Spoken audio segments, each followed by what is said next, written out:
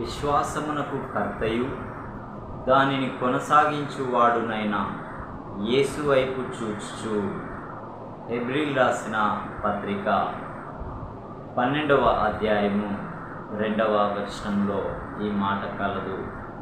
దానిని కొంత మేరకు వివరణాత్మకంగా తెలుసుకుందాం. నిత్యత్వపు వెలుగులో జీవించడం అనే అంశానికి సంబంధించి 19వ శతాబ్దానికి చెందిన అమెరికా వేదాంతవేత్త జోనాథన్ ఎడ్వర్డ్స్ ఇలా అన్నాడు: పరలోకం వైపుకు వెళ్ళే ఒక ప్రయాణం లాగానే ఈ జీవితాన్ని జీవించాలి.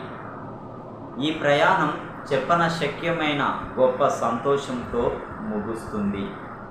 ఈ ఒక్క విషయాన్ని బట్టే మనం ఈ లోకంలో మన జీవితాన్ని కొనసాగించాలి. మన ముందు ఈ మార్గము ఉన్నది. ఈ మార్గము యొక్క గమ్యం మన కోసం ఎదురు చూస్తున్నది. హెబ్రీ పత్రికలో చెప్పినట్లు మన ముందు ఒక పరుగు పందెం ఉన్నది. మన శక్తి కొలది మనం పరుగెత్తాల్సిందే.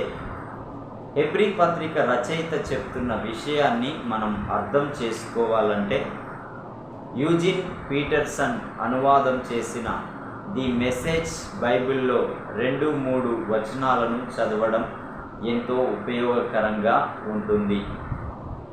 యేసుక్రీస్తు మీద మీ దృష్టి ఉంచండి.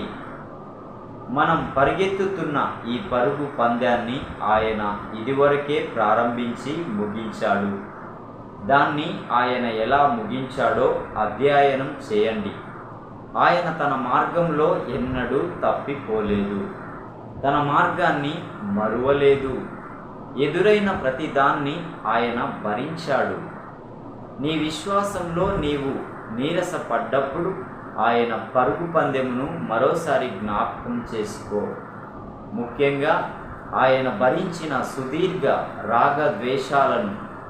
అది నీ ఆత్మలోనికి వినయ గ్రంథిని వదులుతుంది. యేసుక్రీస్తు తన మార్గాన్ని ఎన్నడూ మరచిపోలేదు.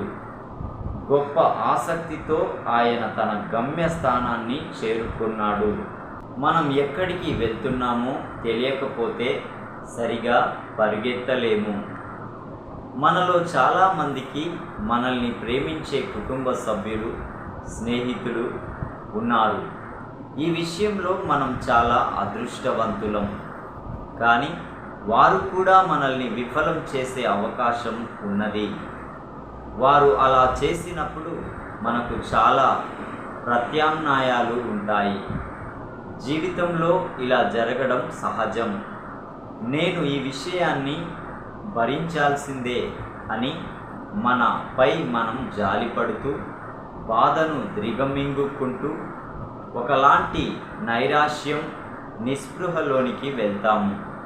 లేదా ఇతరులు మనపై శ్రద్ధ వహించేటట్లు వారిని మన అదుపులో పెట్టుకుంటాము. లేదా ఒకరోజు రాబోతుంది, ఆ రోజు మనం అందరం సంపూర్ణ ప్రేమలో జీవిస్తాము అనే విషయాన్ని గుర్తు చేసుకుంటాము. మన బాధ మనల్ని లోతుగా ఆలోచింపచేసే విధంగా మన కళ్ళను పరలోకం వైపు త్రిప్పగలిగేదిగాను ఉండాలి.